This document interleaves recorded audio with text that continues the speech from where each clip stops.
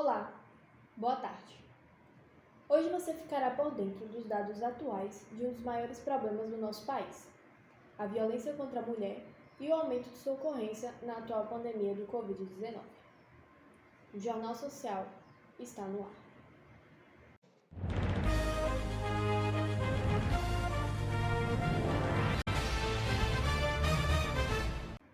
Segundo o levantamento do Datafolha, 1 em cada 4 mulheres foi vítima de algum tipo de violência na pandemia no Brasil nos últimos 12 meses. Enquanto o número de violências na rua caiu, as agressões dentro de casa aumentaram. A violência doméstica é conhecida como qualquer ato de agressão baseado no gênero, que pode causar morte, lesões, agressões sexuais, físicas ou psicológicas e danos morais, dentro do âmbito do lar, da família e em uma relação de casal. No atual momento pandêmico, é a principal forma de violência por ser facilitada pelo isolamento social.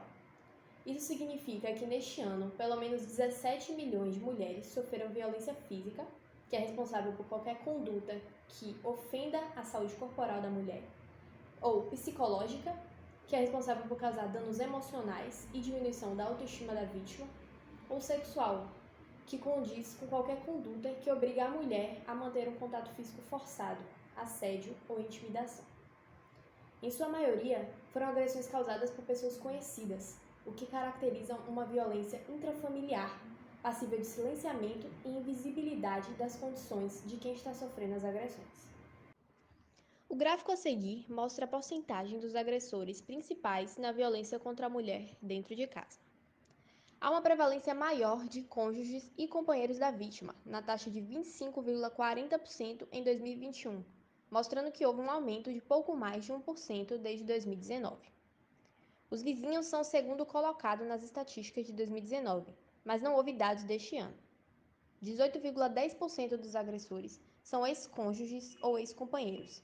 Os números aumentaram quase 3% desde 2019. Pais e mães são responsáveis por 11,20% das violências cometidas.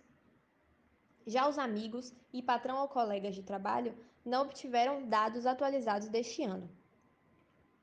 Já os irmãos são responsáveis por 6,10% deste ano.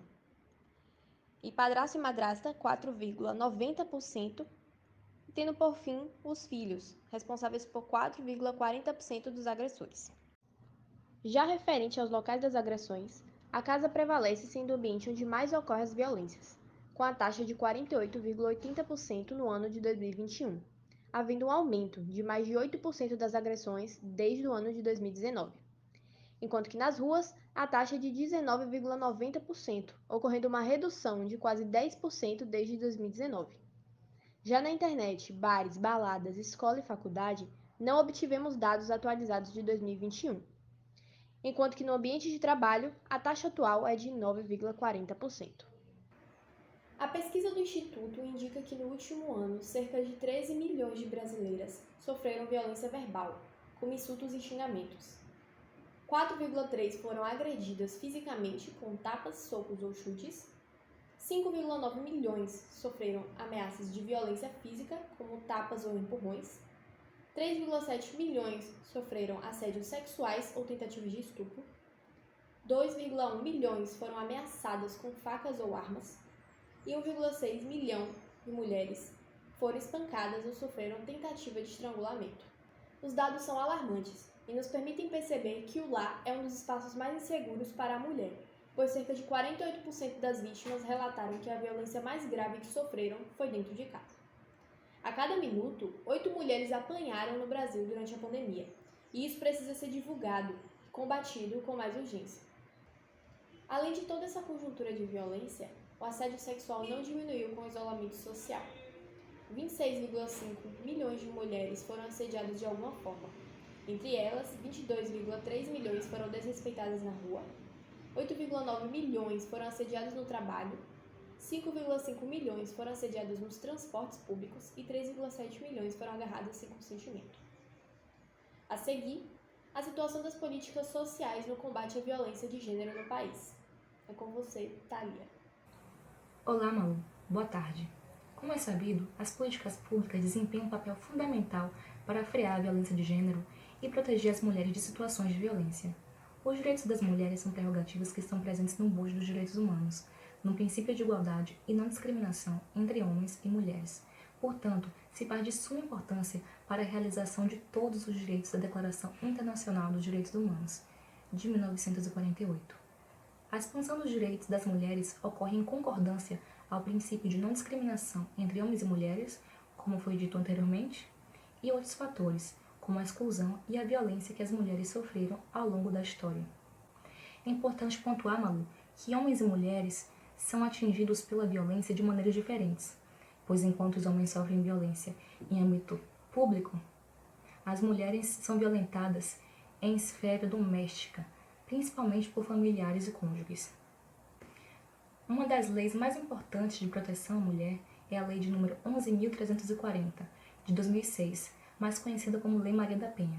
Tal lei abrange segmentos como o Poder Judiciário, Ministério Público e Defensoria Pública, com áreas de segurança pública, saúde, assistência social, entre outras.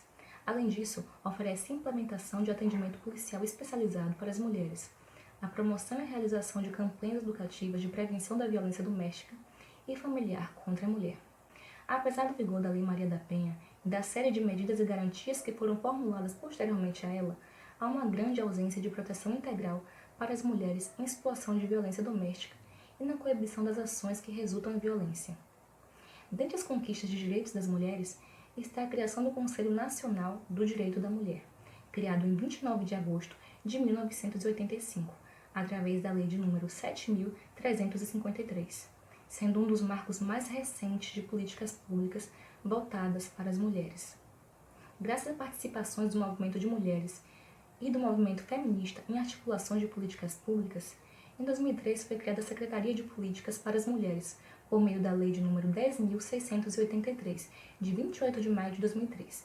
Ela tem como objetivo erradicar todas as formas de desigualdade que atingem as mulheres e é vinculada ao Conselho Nacional de Direitos da Mulher, e tem sua competência definida somente em 2010, através da Lei número 12.314, que a transforma em status de ministério.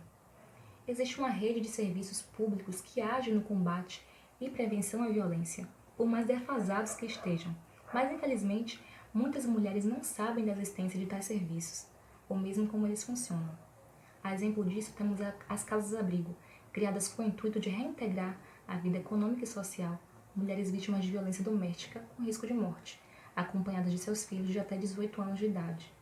O local deve oferecer serviço de atendimento psicológico, médico, jurídico, educacional. Apesar de sua importância, em 2018 o IBGE divulgou que há somente 2,4% de casas-abrigo no Brasil, ou seja, para 3.808 municípios há somente 9 casas-abrigo. O isolamento social fez com que as mulheres vítimas de violência doméstica se distanciassem das redes de apoio. A ausência de serviços públicos disponíveis nesse momento atípico e a diminuição de registros de violência contra a mulher fez com que os agressores se sentissem poderosos diante da impunidade. Pontuo aqui que a diminuição dos registros de casos se deve à baixa procura de ajuda por essas mulheres, seja por medo de contrair o coronavírus, medo de represália por parte de seus cônjuges, ou até mesmo pela dificuldade de acesso aos serviços de atendimento online que estão sendo oferecidos, já que muitas vítimas não possuem acesso à internet. No âmbito das iniciativas privadas, nesse período de grande tensão e dificuldades, algumas empresas criaram meio de mulheres denunciarem seus agressores. Como exemplo, temos a Magazine Luiza, que instalou em seu app de compras o seguinte aviso: "Ei moça, finge que vai fazer compras no app Magalu. Lá tem um botão para denunciar a violência contra a mulher." Tal ação pode ser decisiva para salvar vidas, evitando agressões ou até mesmo o feminicídio. Infelizmente, em 2020, durante a pandemia, houve a suspensão dos prazos processuais. A decisão foi tomada pelo Conselho Nacional de Justiça e implicou graves reflexos sobre processos referentes à violência doméstica e familiar. Entretanto, em 2021, o Conselho Nacional de Justiça estabeleceu medidas para a retomada de serviços presenciais no Poder Judiciário. Logo, a suspensão de tais processos só pode ocorrer sob extrema impossibilidade de locomoção, onde a alternativa será o uso do balcão virtual, que é uma ferramenta que permite acesso aos serviços judiciários e às secretarias das varas em todo o país. Volto para você, Malu. Obrigada, Thalia, pelas informações. Agora vamos seguir com a situação da violência de gênero no estado da Bahia e o trabalho dos assistentes sociais no enfrentamento a essas vítimas. Isa, é com você. Olá, boa tarde, Malu. É isso mesmo. O governo da Bahia ampliou desde o dia 20 de agosto de 2020 os serviços da Delegacia Digital da Polícia Civil, possibilitando o registro de crimes já previstos na Lei Maria da Penha, inclusive a violência física e sexual. De março a dezembro de 2020, meses já inseridos na pandemia de Covid-19, o Estado contabiliza 92 mortes, um aumento de 6,98%. Esse índice coloca a Bahia em terceiro lugar no ranking de assassinatos de mulheres só por serem mulheres. A Secretaria de Segurança Pública do Estado da Bahia registrou 3.305 casos de lesão corporal dolosa, 5.315 ameaças e 84 estupros em 2020. 43 casos de feminicídio entre os meses de setembro e dezembro, um aumento de 22,86% em comparação com o mesmo período de 2019. Já as delegacias da mulher registraram 2.588 pedidos de medidas protetivas nesses mesmos últimos 4 meses de 2020. No primeiro semestre de 2021, o MP Bahia denunciou quase 5.000 casos de violência contra a mulher. Em contrapartida, os centros de atendimento à mulher voltaram a atender presencialmente em Salvador a partir do dia 28 de 4 de 2021. Contudo, os teleatendimentos ainda continuam. Nessas últimas semanas, tivemos 2 casos absurdos de violência contra as mulheres em Salvador. Em um deles, a mulher foi agredida com uma barra de ferro pelo seu então namorado após se recusar a ter relações sexuais com ele. No segundo caso, a mulher de 36 anos foi agredida a pauladas pelo seu companheiro após discutirem e a filha de 6 anos do casal presenciou a violência. Inclusive, a Rede Observatórios aponta como principais problemas as subnotificações, a falta de perfil das vítimas e a qualificação dos crimes. Com isso, para nos ajudar a identificar o perfil das vítimas baianas e sobre como é realizado o trabalho na assistência, nós entrevistamos a assistente social Alana Araújo Del Rey. Veja a seguir. A maioria são beneficiários do Bolsa Família. Então, sempre elas vêm com o histórico, né, de que começaram a trabalhar muito cedo, a baixa escolaridade, muito tempo já num ciclo de violência. Elas geralmente estão, né, quando a gente pergunta assim, às vezes é mais de 10 anos. A gente também percebeu assim, que muitas estão ainda na zona rural, as mulheres da zona rural, elas estão muito mais em risco, isso é fato, né, por conta do difícil acesso mesmo a essas políticas públicas que tem um número de filhos, né, sempre grande também. Algumas delas também já têm os companheiros, fazem uso de alguma substância também psicoativa, né, lá no CRAN também tinha essa questão assim, de fazer uso de álcool e outras drogas. Percebendo também que muitas delas, elas falam que são evangélicas, né. Você tem encontrado desafios no atendimento a essas vítimas de violência nesse período? Eu acho que um desafio muito grande também é sensibilizar a gestão, né, em relação à importância mesmo desse enfrentamento, porque como a gente teve que reorganizar no passado esses atendimentos, a gente precisava de buscar recursos também para isso, né, porque os atendimentos eles deixaram de ser presencial naquele primeiro momento para se tornar remotos. Então a gente tinha que fazer um planejamento e que forma remoto, né? Na época que eu tinha sugerido, além de aquisição de celulares para o atendimento remoto, mas a aquisição de computadores também, né? Aqui é muito defasado a parte de tecnológica mesmo, de todos os equipamentos. Eu falo de todos porque, como eu fiquei responsável pela média, e teve uma época que também fiquei na coordenação do CREAS, a dificuldade de computador é muito grande.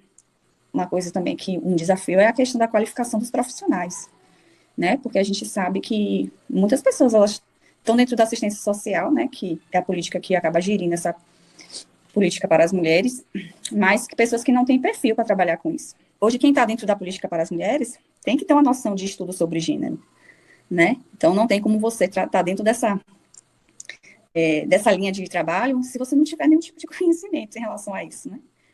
Então, é muito importante mesmo, assim, essa questão, qualificação dos profissionais, a sensibilização da gestão para a captação de recurso mesmo, né? E a parte de articulação da rede também, que eu acho que é um desafio, assim, é uma das questões aqui, pelo menos dentro da Casa Abrigo, que a gente tem vivenciado. A gente atende os 417 municípios baianos. E aí, o nosso trabalho aqui, além de fazer a parte de acompanhamento com as assistidas, é justamente essa articulação com os municípios, para a gente trabalhar na perspectiva de quando ela sair desse acompanhamento, né? Então, assim, são pouquíssimos municípios que estão à disposição, assim mesmo, de entender que não é você largar a assistida aqui e deixar as coisas acontecerem, sabe? Você já ir trabalhando nessa perspectiva de minimizar os riscos de morte dela. Bom, Então, como podemos ver na entrevista, em relação ao teletrabalho, não há detalhamento na CLT a respeito da responsabilidade dos equipamentos tecnológicos e que, inclusive, o trabalho remoto apoiado pelas CHICs fazem parte do projeto do aumento da precarização do trabalho. Porém, as assistentes sociais podem usar as CHICs, claro, mantendo os valores da profissão, sem prejudicar o atendimento, assim como os usuários. Vale destacar também que a maioria da categoria é formada por mulheres e as mulheres também são a maioria da população usuária do serviço social. Buscar assegurar o direito das mulheres a uma vida sem violência é um dos desafios do trabalho dos assistentes sociais. A profissão, além de ter um papel significativo nas assistências às mulheres e às suas famílias, bem como no fortalecimento de ações de prevenção e educativas, atua com as pessoas que cometeram a violência. Ao longo dos 15 anos da Lei Maria da Penha, o Serviço Social brasileiro, balizado pelos princípios éticos profissionais, incorporou a lei no seu cotidiano pelo compromisso histórico da categoria contra todas as formas de opressão. Então é isso, e eu volto com você, Malu. Se você ou alguma mulher que conhece está passando por casos de violência, o governo federal oferta canais de denúncia para atendimento. Disque 100 para falar com a Ouvidoria Nacional dos Direitos Humanos, ou ligue 180 para a Central de Atendimento à Mulher, ou pode tentar também o chat no site da Ouvidoria do Ministério Público. Essas foram as notícias de hoje e o Jornal Social fica por aqui. Desejo a todos uma ótima tarde e até amanhã. Cadê meu celular? Eu vou ligar pro 80. Vou entregar teu nome e explicar meu endereço. Aqui você não entra mais, eu digo que não te conheço. E jogo água fervendo se você se aventurar. Eu solto o cachorro e apontando pra você, eu grito pé. Eu quero ver você pular, você correr na frente dos vizinhos. Você vai se arrepender de levantar a mão pra mim. Cadê meu celular? Eu vou ligar pro 80. Vou entregar teu nome e explicar meu endereço. Aqui você não entra mais, eu digo que não te conheço. E jogo água fervendo se você se aventurar. Eu solto o cachorro e apontando pra você, eu grito pé. Eu quero ver você pular, você correr na frente do vizinho. Você vai se arrepender de levantar